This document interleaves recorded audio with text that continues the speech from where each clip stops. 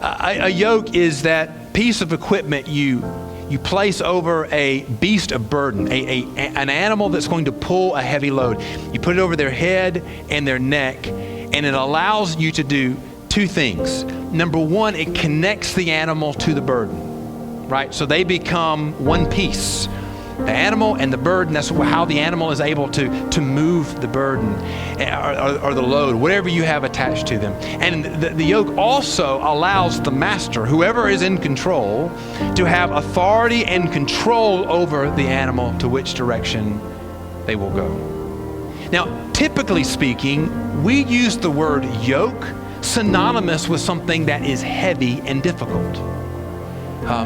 Because typically yokes were seen as putting on a strong animal who could move a heavy load.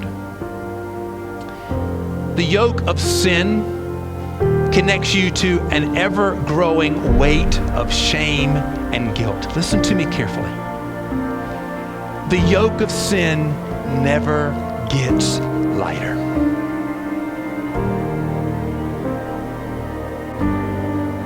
You don't grow out of your sin. You don't mature past your sin. You don't work off your sin. If you want to think about it in the term of like the imagery of an animal yoked to a cart with heavy weight on it, just imagine that weight continuing from birth to the end of your days, continually being piled up higher and higher and weightier and weightier and weightier. It never gets lighter.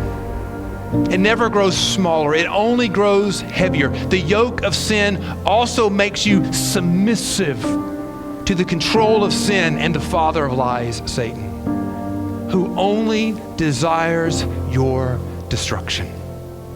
That's the weight. And if I know anything about the lack of rest, that is the definition of no rest. A weight that never gets lighter and a master that only wants your demise. The yoke of Christ connects you to the righteousness of Jesus that literally lifts you up to the glory of God. The more it grows, the better it is.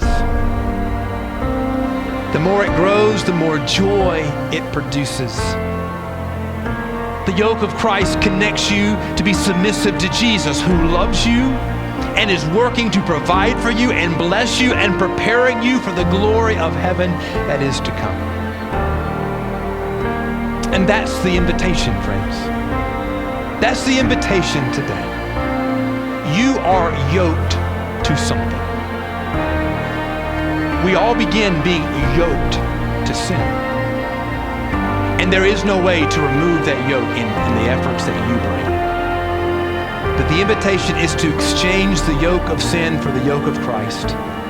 One condemns and destroys, the other redeems and brings life. Jesus says, "Come to me, all who labor and are heavy laden, and I will give you rest. Take my yoke upon you, learn from me, for I am gentle and lowly in heart, and you will find rest for your souls.